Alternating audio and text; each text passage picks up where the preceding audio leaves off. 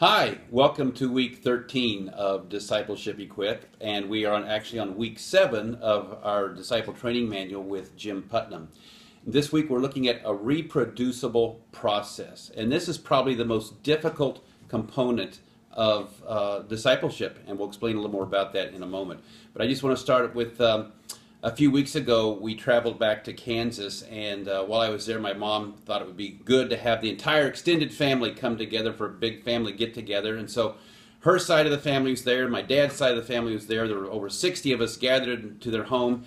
And as I looked around, I noticed that I wasn't the only one of my generation with a receding hairline. In fact, some of my cousins didn't even no longer had a hairline, so I need to count myself grateful, I guess, in that regard. But something else, as I looked around, I noticed there were no babies, none whatsoever. And it was for the first time in a long time I could remember that there were no babies. Piper was the last one, and she's getting older now, and there were no babies.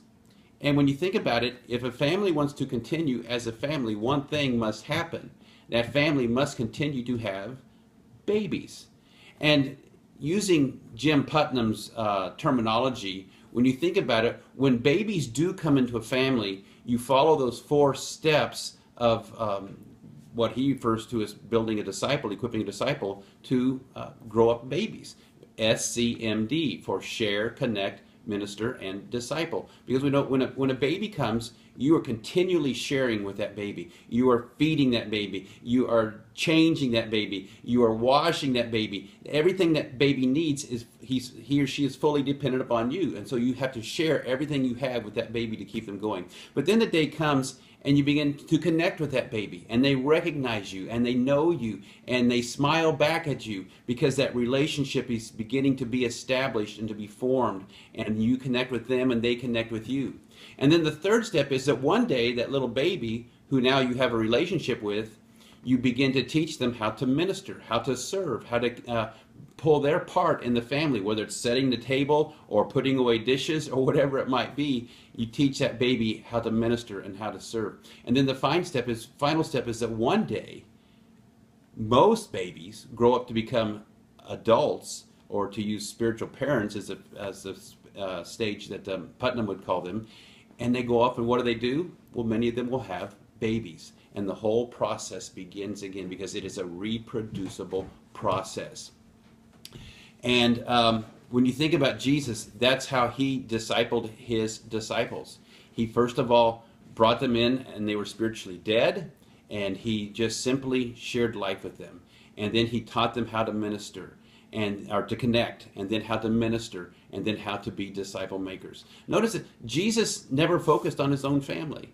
And sometimes that's what we think about in disciple. Well, I'll just focus on my family. And I believe that Jesus took it as a given that families would disciple families. But he was always focused on those outside of his family. In fact, he never once pursued his family. Now, thankfully and wonderfully, we hear about how his mother and at least a couple of his brothers, and I'm guessing probably the entire family, but we don't know for sure, they eventually did follow him, and they were then disciples. But he didn't pursue them.